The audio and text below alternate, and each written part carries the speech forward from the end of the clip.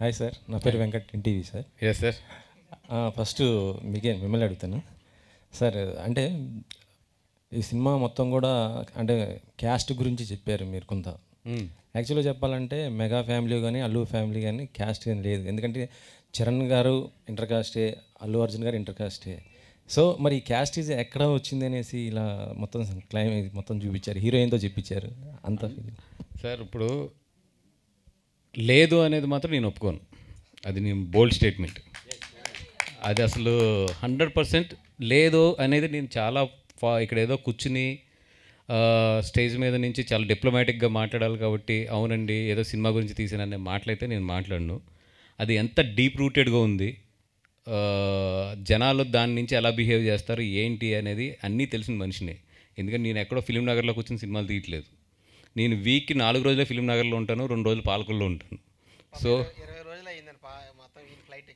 నేను first time నా లైఫ్లో పాలకొల్లు 20 రోజులు వెళ్ళకుండా ఉన్నది నేను. ఈయన గురించి అనేది కూడా నేను ఎప్పటికీ ఒక 5 రోజులు ఎక్కడ అయినప్పటికీ కంపల్సరీ 2 days నేను పాలకొల్లు వెళ్ళిపోతాను. లేదు అనేది అనుకుంటే మీరు అందరూ మీరు అనుకుంటే కనుక మీరు ఎక్కడో ఈ సొసైటీకి డిస్కనెక్టెడ్లో ఉన్నారు. 100% దట్ ఈస్ ఎగ్జిస్టింగ్.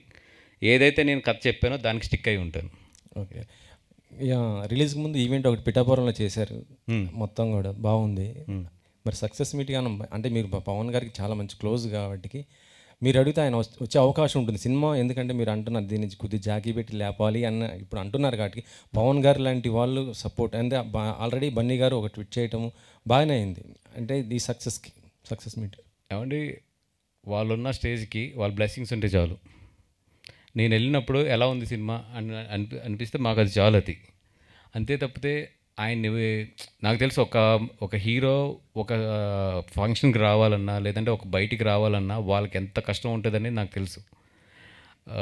నేను 100% ఈవెన్ ఇప్పుడు ఎన్టీఆర్ గారిని కానీ మన బన్నీ గారిని కానీ లేదా నాకు ఎవరన్నా సరే తెలిసిన పెద్ద హీరోలను కానీ ఏ రోజు కూడా నేను ఎక్కువ దాని గురించి ఇబ్బంది పెట్టాను. ఒక హీరోని ఫంక్షన్కి రమ్మని అడుగుతానికి నేను చాలా ఇబ్బంది పడతాను. బికాజ్ ఎందుకంటే నాకు తెలుసు వాళ్ళకి అన్ని ఇబ్బందులు ఉంటాయి అనేది అక్కడ. అందుకని మ్యాక్సిమం నేను ఇంకా తప్పదు నాకు అవసరం అన్నప్పుడు మాత్రమే నేను వెళ్ళి అడుగుతాను. అలాగా మ్యాక్సిమం వాళ్ళని కంఫర్ట్లో ఉంచడానికే నాకు ఇష్టం. డెఫినెట్గా దీనికి అయితే నన్ను ప్రేమించే వాళ్ళ అందరి బ్లెస్సింగ్స్, అందరు హీరోల బ్లెస్సింగ్స్ అయితే ఈ సినిమాకు ఉన్నాయి. లాస్ట్ వీకు కమిటీ కుర్రాళ్ళు రావడం జరిగింది, దానికి చరణ్ గారు ట్వీట్ చేశారు, దాని ప్రమోషన్ అయింది. ఇప్పుడు బన్నీ గారు దాంతోపాటు ఎన్టీఆర్ గారు. సో ఇది కూడా మంచి ఒక బ్లాక్ బస్టర్ అవుతుంది అనుకుంటున్నాము. ఇంకో క్వశ్చన్ ఏంటంటే అంటే ఈ మంత్ ఇంట్లోనే ఇటు త్రివిక్రమ్ గారిది బన్నీ గారిది సినిమా ఏదో ఓపెన్ అయ్యే అవకాశం ఉందని అంటున్నారు. దానిపైన స్టిక్ ఫర్ దిస్ ఫిల్మ్ ఏది ఇప్పుడు ఏం మాట్లాడినా హెడ్డింగ్లో వెళ్ళిపోతాయి. Stick for this film. Sir, జాతిరత్నాల సినిమా చూసినప్పుడు ఇలాంటి సినిమా చేయలేదనే ఒక ఫీలింగ్ వచ్చిందని చెప్పారు కదా. సో సాటిస్ఫై అయ్యారా? అయి తర్వాత మొదటి స్టెప్ అనుకుంటున్నానండి నవ్వించడంలో. ఎందుకంటే 100% ఒక సింపుల్ పెద్ద లోడ్ లేని కథ వేసి చక్కగా వాళ్ళని తీసుకొచ్చి ఒక 2 hours 15 minutes నవ్వించి పంపితే బాగుంటుంది. అట్లాంటి సినిమా నాకు దొరికినప్పుడు 100% నేను చేయడానికే ప్రయత్నిస్తూ ఉంటా. అంటే Jathi Ratnalu is the one of the favourite film in my film లిస్ట్లోని. నాకు తెలుసు అంటే దాన్ని అంటే నేను స్టార్ట్ టు ఎండ్ నవ్వుకున్న సినిమా అది బాగా.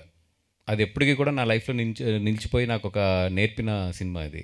సో దాన్ని always I respect that film.